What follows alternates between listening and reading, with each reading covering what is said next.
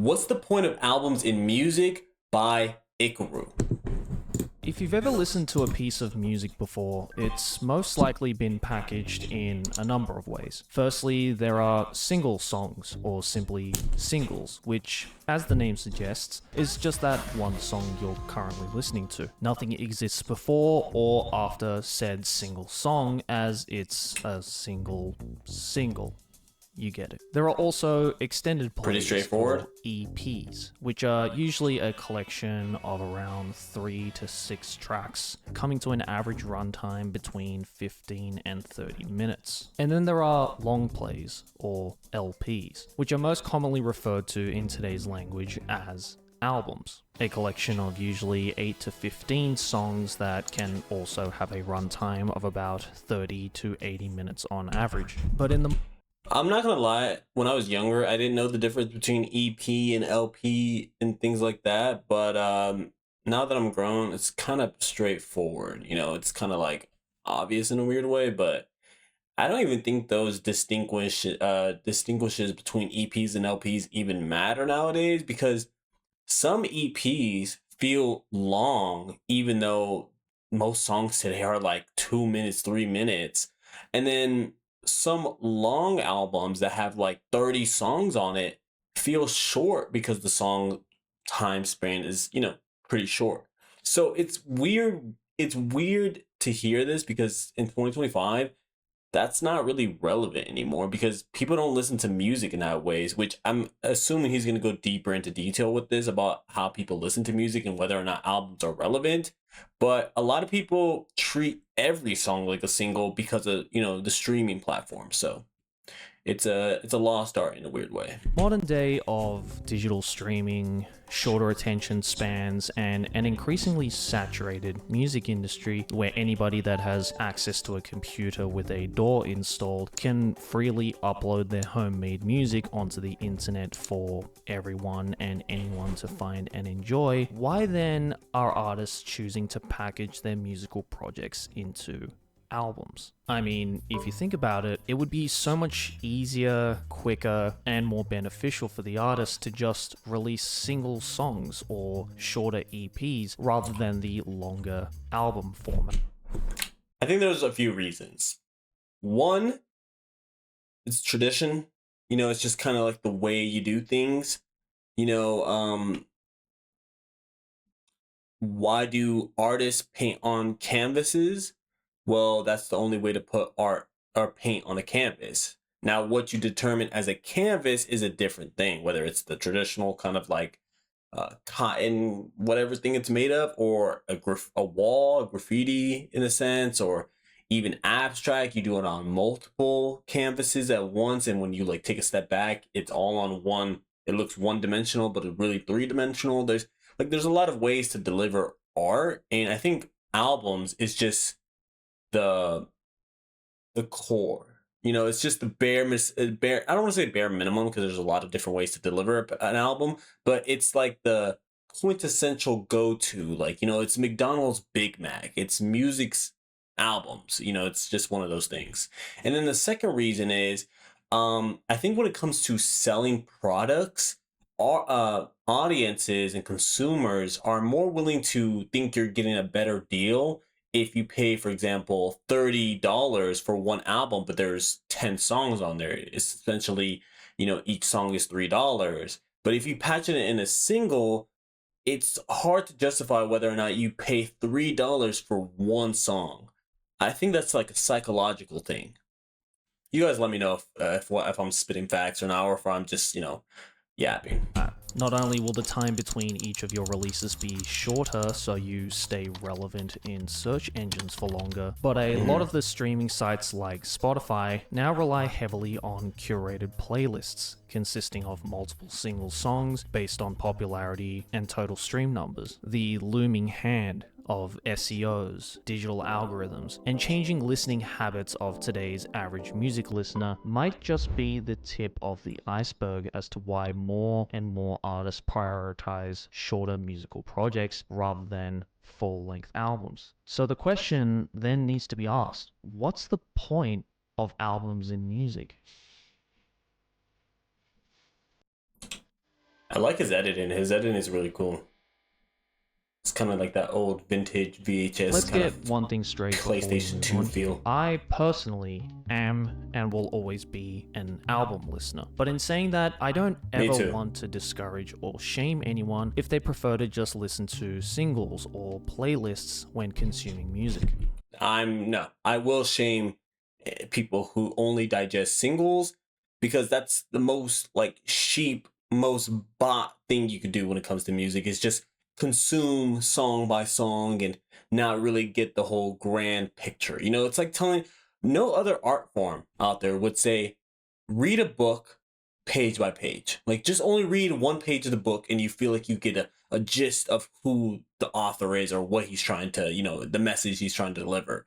Nobody would say that about paintings. Just look at one square. Nobody would say that about what other art forms are there? Clothing. Only wear one piece of fabric at a time. It's just kind of like you need to get the whole grand scheme of things to really say you're involved with the art form, at least in my opinion. Now, if you're just talking from a soul crushing consumer bot type of point of view, like from a business point of view, by all means, listen to all the singles you want.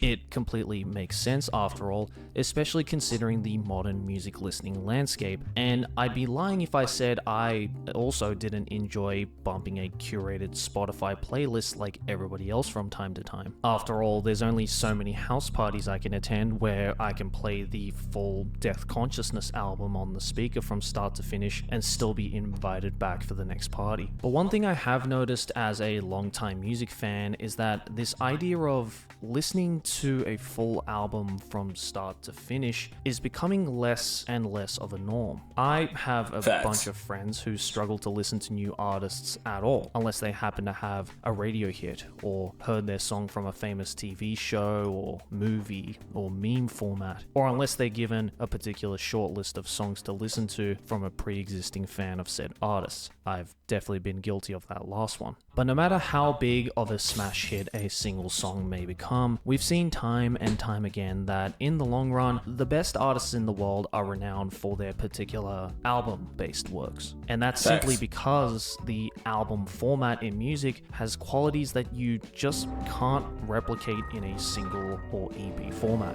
One of the most fundamental reasons, I think, has to do with the fact that an album is a musician's complete artistic statement. Most albums, if done well, have some sort of structure, theme, or concept worked into it. These can be loosely woven themes that anybody with any level of functional empathy can relate to, like love, hate, life, and death, reaching all the way up to super deep concepts that can be approached from any multiple angle or perspective in open-ended ways, like That's why I love albums. Albums are books, their images, their imagination, all with cool sounds. And I know that's kind of like a simplified version of describing music and albums, but it's so hard to like describe those things. I recently on my main channel, I did a 30-day album challenge where I listened to 30 different albums for 30 days straight. And it was such a like eye-opening experience to listen to albums and genres of music that I had no like privy to beforehand. So when I got to those like genres and artists, I was like, oh, these are going straight to my rotation. I'm going to be on this genre. I'm going to be in this phase of music for a long time because I was like freshly exposed. It was like, it was uplifting. It was like smelling a new scent, seeing a new color. And singles and streaming in this kind of like robotic way of listening to music nowadays, a lot of people are missing out on that. I know I have a lot of friends who listen to Spotify curated playlists, listens to singles, who stopped looking for new artists and kind of just stick to the same artists that they grew to love in their childhood and things like that. And I'm just like, bruh, you're missing out on so much. Like, you can see a trailer for a new movie and you don't say, I'm just going to stick to the movies I watched as a child. Like, no, you're willing to give new movies a chance, new directors a chance. You should do the same for artists in music and musicians and things like that. And I think albums are the best way to show somebody a new artist. Like, don't recommend songs, recommend albums to people. That's what I think. An entire concept album that follows a narrative, cast of characters, and even a fantastical world like what you would experience in a book or a movie. Unlike a single or an EP, in albums, these themes can be explored far more in depth and lets the listener sink into said themes at a much deeper level of understanding. Technically, there's nothing stopping you from listening to Another Brick in the Wall Part 2 by Pink Floyd and say, oh wow, this is a catchy song with some funny lyrical ideas and a sick guitar solo at the end. But you can also instead choose to listen to the same song in the order that it appears on the Wall album and go, oh, well, this song is actually kind of depressing and meaningful now. And I understand that some may argue that by doing that, it can potentially, quote unquote, ruin a song. But I say, hey, blame the artist, not the Genius annotation. Yeah. Albums can also give a detailed description of the artist's current state of mind in powerful, vivid, or imaginative ways. Mount Erie's 2017 album, A Crow Looked at Me, is a haunting example. Using an extremely minimalist, skeletal, and depressing soundscape, the artist recounts the last few months he spent with his wife as he watches her pass away from terminal cancer. Although each of the individual tracks lay out these emotions of grief and sadness in different gut-punching ways, it's the act of following the entire album, and in turn the story, chronologically from start to finish, that gives you the full, devastating picture the artist is trying to portray to the listener. Oh, and fair warning before you jump into this album if you're curious, this one really messed me up.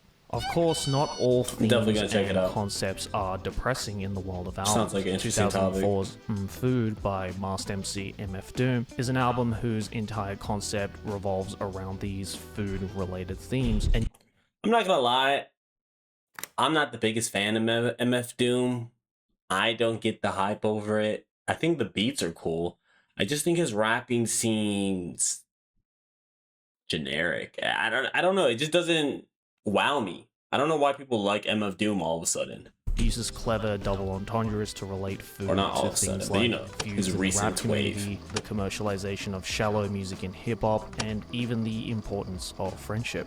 Doom himself described it as a concept album, quote, about the things you find on a picnic or at a picnic table, end quote. However you want to interpret that description is entirely up to you. Albums also allow artists to change up and experiment with certain sounds, styles, or even entire genres. A classic example of this is the Australian band King Gizzard and the Lizard Wizard, who, although are primarily lumped into the garage rock and psychedelic rock genres, have also been known to dabble in genres like dream pop, progressive rock, boogie and roots rock, thrash metal, and even acid techno. What would otherwise seem like a strange detour. Hearing that list of different genres that they can be considered, can somebody tell me how many genres are out there? Like, I feel like there's a new genre every single day. Like, do they just keep coming up with some random things and just put whatever, like, umbrella term genre for whatever genre they classify in, like pop, dream pop, punk pop, da-da-da. It is just like, why and how? I just want to know how many genres are out there in the world. And oh my god, I didn't even think about foreign music. Like, there's going to be foreign differentiation because the language differences and the cultural differences. Oh my god. Just somebody let me know in the comments down below how many genres are out there. Or for a collection of singles feels a lot more cohesive when there's an entire array of tracks to accompany.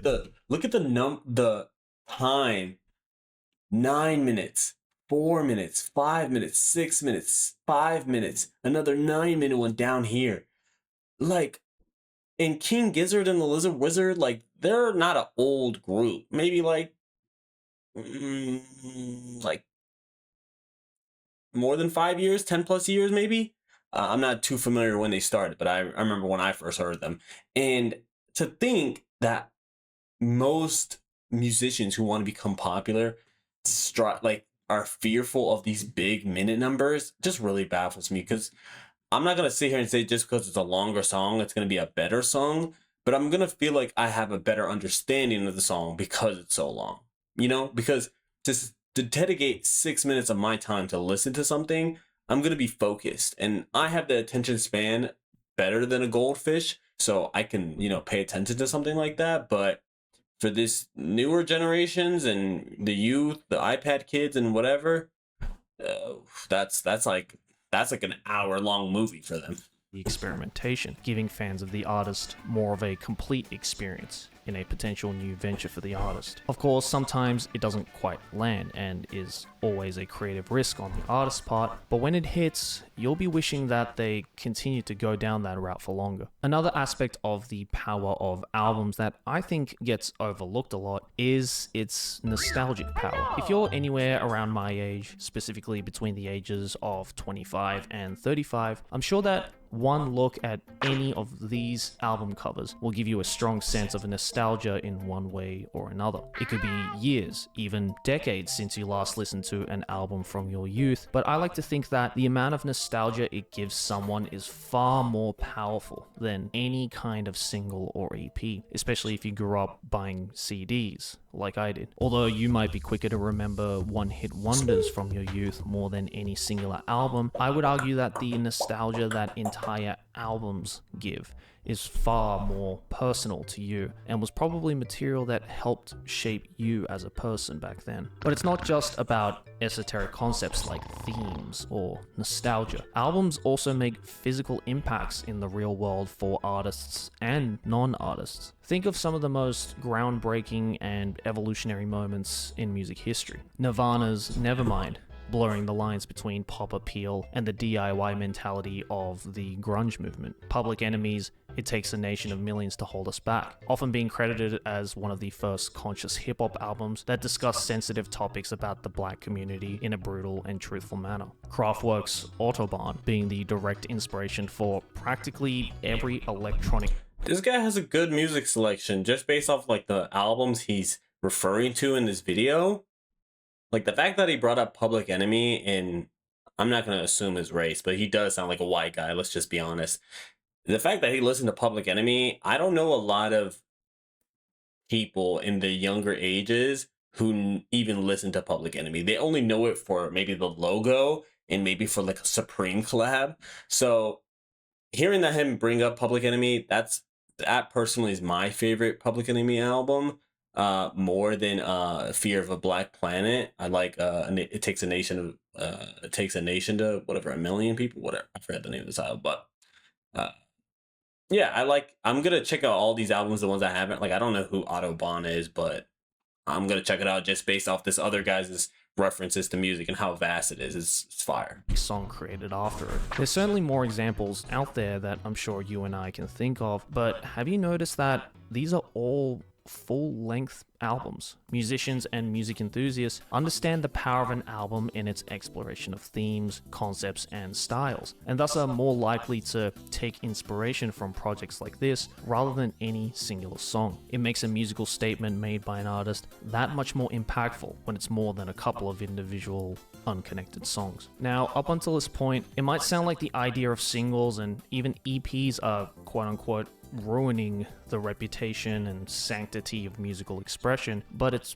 far from it. Not only are singles and EPs a great entryway for anyone to get into a new artist, but it also gives pre-existing listeners a nice teaser for potential future material that the artist might be cooking up. EPs also allow artists to get way more crazy and experimental without risking low album sales, which make or break the reputation of a lot of artists, especially those under major labels where performance is the end-all be-all for better or worse. If you've never given EPs a try, I highly encourage you to do so. Now that I think about it, mixtapes are also super underrated. I know they're not like a thing nowadays. I don't see a lot of artists put out mixtapes. Which, if you want to know the difference between mixtapes and EPs and LPs, is mixtapes are usually,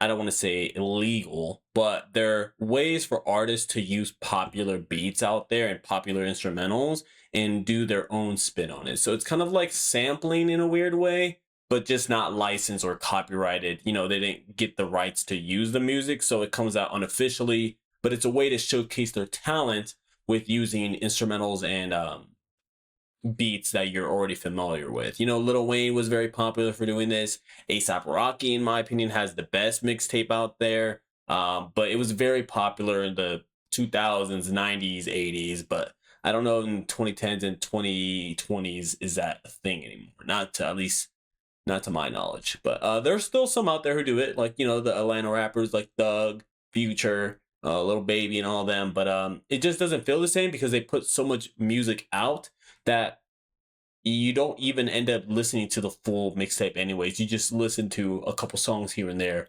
as time passes. But I will say, TikTok, and I wonder if he's going to get into this, but TikTok has kind of changed the way people even listen to artists' full-length projects. For example, Ice Spice, she had that big song Munch, right? And everybody knew the song, everybody heard it. And then when she finally released her EP, came and went. It just was not meant for her. Like, nobody could sit and listen to 7 songs of Ice Spice, like cadence and flow and beats, and get anything from it that they didn't get from Munch and maybe the songs prior to the EP release. So then people were saying she's not an album artist. She's more of a singles and things like that, which wasn't a thing prior. And those people who were just not non-album artists usually were gone within a few years, which she's still on the clock. Maybe she'll come out with something that will be worthy of an album making experience, but album listening experience. But some people just can't make good albums, so that's also a thing. Here's just a few EPs on screen that I personally love going back to time and time again, and I'm sure you'll hear me spew my love on these projects in one way or another in future videos. Of course, singles also have a ton of benefits for the artists too. They're powerful pieces of advertisement for the artist to bring in new fans in the form of radio plays, music videos, and more recently, streaming services and playlist fodder. It's also a great way to promote a future album, as most singles are just a song taken out of said album, with some exceptions of course. Plus, it's usually the easiest way for newer artists to achieve chart success, and a gateway for a lot of potentially interesting collaborations between different artists. In general, singles and EPs are important, but albums are the real backbone for any musical artist. And I feel that, again, as every year passes, I'm seeing less and less people listening to complete albums from start to finish, which I think is just a bit of a shame. Not only are there still a ton of artists whose entire catalogs revolve around things like concept albums, which again can only really be enjoyed in an album playthrough setting, but you as a music listener can miss out on some potentially fantastic music that you never knew existed. I remember I begged my friend who loves Nujabes to sit down and listen to the Metaphorical Music album from start to finish after I heard that he just listens to the more popular singular songs in his catalog, and afterwards ended up falling in love with most of the non-single tracks on that album instead. Listening to an album his experience about him telling his friend to like listen to albums out there makes me wonder, for anybody out there who is a very,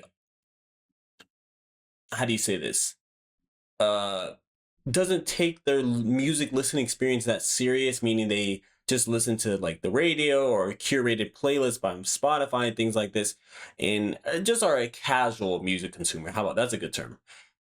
Can you guys tell me why it is you guys don't try to fully give music a chance, like albums a chance? And for any music fans out there, like real music heads out there, can you guys maybe explain to me why you think people aren't willing to check it out? I think that's just something like, it just doesn't make sense. Like, I don't care about your attention span and things like this. I just don't, I don't get it. Way through is truly a unique experience and will definitely change the way you listen to music in what I think is the best way possible. Of course, this is just a suggestion, not a demand. No, at the end of the day, your music listening journey is entirely personal, and you can listen to music however you like. I'm not your dad. But you never know. Your next favorite song might be that one deep cut in an album you've been avoiding to listen to for all those years. Oh. Ikaru? That was a fire video. Let me go back and like it, because that deserves a like. That was fire. I love that video. That was really dope. I love the editing, the old vintage gaming kind of like aesthetic with the albums popping up, the recommendations. It was filled with recommendations. That was fire. But as far as his point, his message about what's the point of listening to albums, the point is getting a fully fleshed out, complete idea. Do you want to be cut short? Do you want to, not be delivered what you were promised? Do you feel ashamed when you open that Amazon package and you don't get what you asked for? That's the feeling of listening to singles and EPs rather than albums. Albums, you feel satisfied. You feel like a complete story from start to finish. You feel complete. That's my opinion. That's why I love albums. That's why I will always give an album a chance rather than just one song from an artist. And one song is not going to make me stop listening to an artist or not make me a fan, but a full album will. And I'm willing to give every artist a chance just as long as they're willing to put in the work to make an album. Now, if I hear that you're an artist who only puts out singles, you sound like a businessman to me. You sound like the exact same content creators who kind of just go towards whatever is popular and just replicate that, like the Mr. Beast clones. You're not really making content, you're just copying an image. And I'm not going to say singles aren't that. You can't be experimental with singles. You can be. It's just I feel like there's more business when it comes to singles. There's more at play with, getting it out there and trying to get people to recognize you and things like this for whatever reason it is. So you guys let me know what you guys think about album listening experience. You guys think it's dead? Do you think people are going to start listening to albums because they're fiending for some real genuine, intention, out there? So you guys let me know in the comments down below. Make sure you guys subscribe, hit the notification bell, and leave a like. I'm going to be reacting to more music videos and music songs and music related content on this channel. So make sure you guys subscribe. So thank you guys for watching.